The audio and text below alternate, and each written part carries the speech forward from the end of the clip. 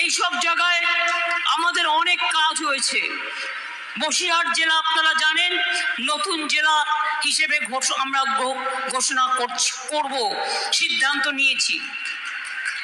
নতুন বসিরহাট স্বাস্থ্য জেলা এবং বসিরহাট পুলিশ জেলা ঘোষণা করা হয়েছে। বসিরহাটের সুপার স্পেশালিটি হসপিটালও হয়েছে, মিষ্টি হাবও হয়েছে। এছাড়াও মনে রাখবেন, আগে বাচ্চারা বাড়িতে জন্মাতো, ফলে তাদের সার্টিফিকেট থাকতো না, বার্থ সার্টিফিকেট। এখন বিশেষ করে সন্দেশখালী বলুন, আপনার হিঙ্গলগঞ্জই বলুন, এই সব জায়গাগুলোতে আমরা মায়েরা যখন বাচ্চা হবে তার আগে হাসপাতালে নিয়ে যাওয়ার আগের পর্যায়ে তাকে এখানে আমরা ওয়েটিং হাট তৈরি করে দিয়েছি। ওয়েটিং হাটে তাদের এনে রাখা হয়, তারপরে বাচ্চাটা যেন হসপিটালে গিয়ে ভালোভাবে সুস্থভাবে হয় এবং তার জীবনটা যাতে সুন্দর হয়, ভবিষ্যৎ হয়, তা করতে গিয়ে মনে রাখবেন আমরা যখন ক্ষমতায় এসেছিলাম তখন এই সংখ্যাটা ছিল 60% ইনস্টিটিউশনাল ডেলিভারি বেবি, আর আজকে এটা হয়ে গেছে 99%। কারণ এই হাটগুলো করার ফলে মা বোনেরা এই সুযোগটা কাজে নিতে পারছেন। আর এক্ষেত্রে আমাকে আশার মেয়েরাও হেল্প করে, ICDS এর মেয়েরাও হেল্প করে এবং যারা বনের কর্মী থেকে শুরু করে সকলে হেল্প করে। বাট কিছু কিছু জায়গায় বনের যারা কাজ করে তাদের সম্বন্ধে কিছু কমপ্লেনও আসে।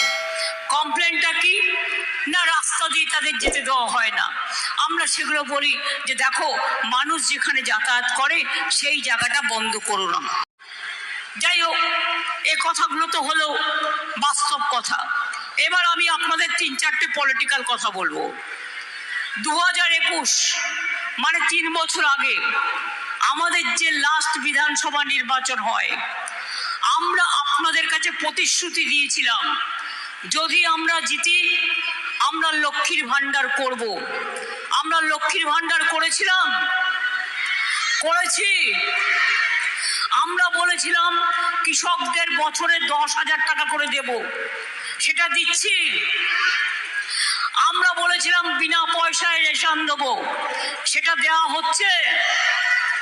এবং আমরা বলেছিলাম 10 লক্ষ টাকা করে ছাত্রছাত্রীদের জন্য পড়াশোনার জন্য স্মার্ট কার্ড করে দেবো, সেটাও করে দিয়েছি। আর যেটা বলিনি তা অনেক করেছি।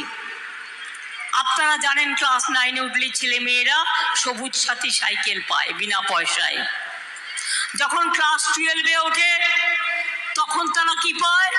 স্মার্টফোন পায় বিনা পয়সায়, পড়াশুনো করতে সুবিধে হয়। আসছেবার থেকে আমরা একটা ক্লাস 11-এ দেবো, যাতে 11-12 দুটো ক্লাসই তারা পড়াশোনাটা ভালো করে করতে পারে। আমি আপনাদের একটা কথা বলি, আমরা যেটা বলেছি আমরা কিন্তু সেটা করেছি। এবং আরো অনেক, মেয়েদের বিয়ে না হলে 25,000 টাকা দেওয়া হয় রূপশ্রী। ওল্ড এজ পেনশন দেওয়া হয়েছে প্রায় 28 লক্ষ লোকের। 43 লক্ষ বাড়ি আমরা করে দিয়েছি। কিন্তু আগামী দিনেও 3 বছর ধরে গভর্নমেন্ট অফ ইন্ডিয়া বিজেপি সরকার 100 দিনের কাজে টাকা দেয় না, জলে টাকা দেয় না, খাদ্যে টাকা দেয় না, স্বাস্থ্যে টাকা দেয় না, রেশনে টাকা দেয় না, এবং মনে রাখবেন বাড়ি তৈরিতেও টাকা দেয় না। কিন্তু 100 দিনের কাজ না হলে গরিব মানুষগুলো যারা জব কার্ড নিয়ে কাজ করে, মাথার ওপরে জিনিস বয়, মাটি বয়, কাপড় বয়, ইট বয়, তাদের সংসার চলবে কি করে? এবং সেই জন্যে 100 দিনের যে টাকা বাকি ছিল 69 লক্ষ পরিবারকে আমরা ইতিমধ্যেই দিয়ে দিয়েছি। কি পেয়েছেন কি পাননি? পেয়েছেন কি পাননি? পেয়েছেন 100 দিনের কাজের টাকা। যাদের টাকা বন্ধ ছিল সব টাকা দিয়ে দেওয়া হয়ে গেছে। যদি কেউ না পেয়ে থাকেন বিডিওকে জানিয়ে দেবেন, প্রত্যেককে দেওয়া হয়ে গেছে। আর এখনকার নয়, এখন 100 দিনের কাজ ওরা বন্ধ করে দিয়েছে। এখন যেটা আমরা করব সেটা হচ্ছে কর্মশ্রী প্রকল্প চালু করেছি। গত মাস থেকে চালু হয়েছে। এটা হচ্ছে 50 দিন পর্যন্ত জব কার্ড হোল্ডাররা কাজ পাবেন এবং টাকা আমরা দেব। আর প্রয়োজনে যারা 50 দিনের কাজ করতে পারবে বেশি, 60 দিনও করে দেবো। এর জন্য দিল্লির পায়ে পড়তে হবে না, টাকাটা আমরাই দিয়ে দেবো। আস্তে আস্তে বাড়ি আমরা করে দেবো, কিন্তু বাংলায় তো করতে গেলে 1 কোটি বাড়ি করতে হবে। সবে 43 লক্ষ হয়েছে, কিন্তু আগামী ডিসেম্বর মাসে আমাদের 11 লক্ষ বাড়ির যেটা লিস্ট করা আছে, আমরা আগামী ডিসেম্বর মাসে সেই বাড়ির 11 লক্ষ লোকের টাকাটা দিয়ে দেবো। পরে তারপরের বারে আবার আসবে, আবার যারা ফেজ বাই ফেজ চলে আসবে, আস্তে আস্তে এইভাবে হয়ে যাবে। আর 1.5 বছরের মধ্যে সবার বাড়িতে পানীয় জল পৌঁছে যাবে, বাড়িতে বাড়িতে পানীয় জল পৌঁছে যাবে। এই কাজটা আমরা করছি। শুনুন, আমরা যেটা বলি আমরা করি। আর বিজেপির কাজ হচ্ছে মিথ্যে কথা বলার। 1000 কত টাকা দিয়ে গ্যাস কিনতে হচ্ছে। আমি বলি বাবা নন্দলাল,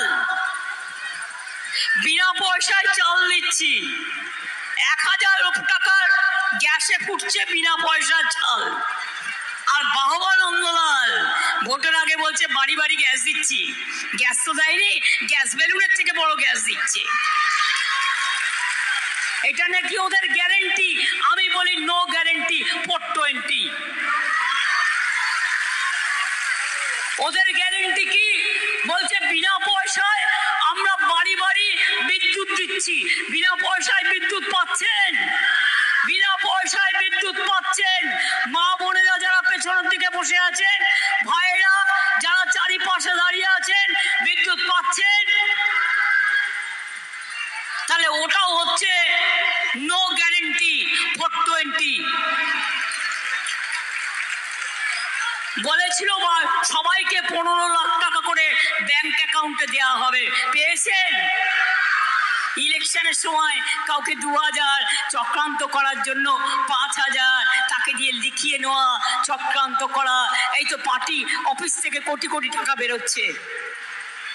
আর যে ধরলো তাকে ইলেকশন কমিশন সাসপেন্ড করে দিল। বাবা, কি সুন্দর চলছে আমাদের দেশটা।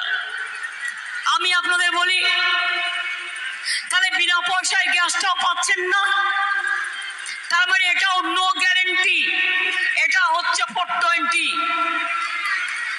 মনে রাখবেন, 15 লক্ষ টাকা করে দেবে বলেছিল, পেয়েছেন? পাননি। No guarantee 420। বলেছিল বছরে 2 কোটি করে ছেলে মেয়ের চাকরি দেবো, চাকরি তো দেয়নি। উপরন্ত আমার 26,000 টিচারের চাকরি খেয়ে নিতে গেছিল। মানুষ খেকো বাঘ দেখেছেন? মানুষ খেকো, চাকরি খেকো বাঘ দেখেছেন? কত কষ্ট করে একটা ছেলে মেয়েকে বাবা মারা পড়ায়, সে বড় হয়ে যদি একটা চাকরি পায়, সংসারটাকে দেখে রাখে, তাকে বড় করে মানুষ করে সারা জীবনের জন্য, মা বাবাকে দেখে রাখবার জন্য। অথচ দেখুন, বললো বোমা ফাটাবো। কি বোমা ফাটাবে?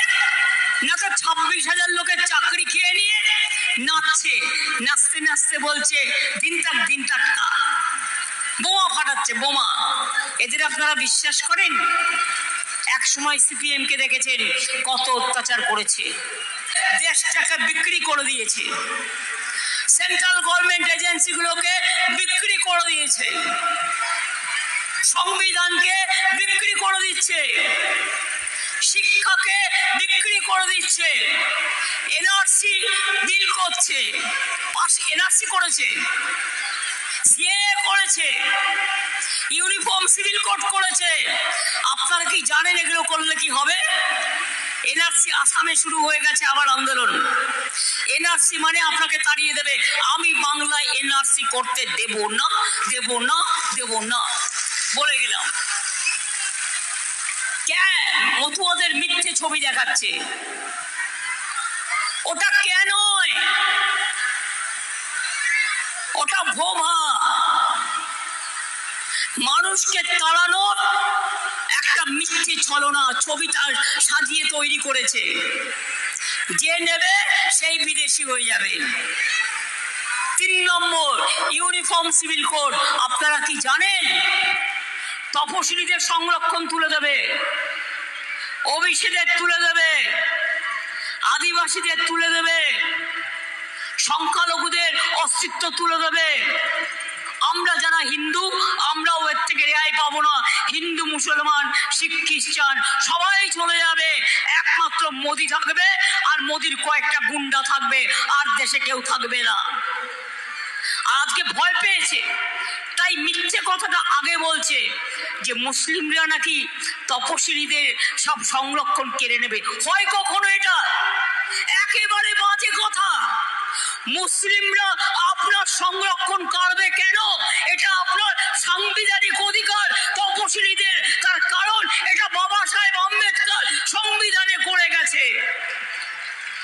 কেউ কারো অধিকার কাটতে পারে না। আর সংখ্যালঘুরা এই কাজ করবে আপনারা এটা বিশ্বাস করেন? এটা কখনো হতে পারে না। ওদের নিজেদের ওবিসি রিজার্ভেশন আছে, আমি করে দিয়েছিলাম 17% রিজার্ভেশনের মধ্যে ওদেরও রিজার্ভেশন আছে, আর 97%। কেন মুসলিমরা আপনাদের কাছে হাত দেবে? আমরা সবাই কি মরে গেছি? হিন্দু হিন্দুর মতো চলবে, মুসলিম মুসলমানের মতো সম্মান পেয়ে চলবে, তপশিলি তপশিলির মতো চলবে, আদিবাসী আদিবাসীর মতো চলবে। মনে রাখবেন প্রত্যেকের একটা ইজ্জত আছে, প্রত্যেকের একটা সম্মান আছে।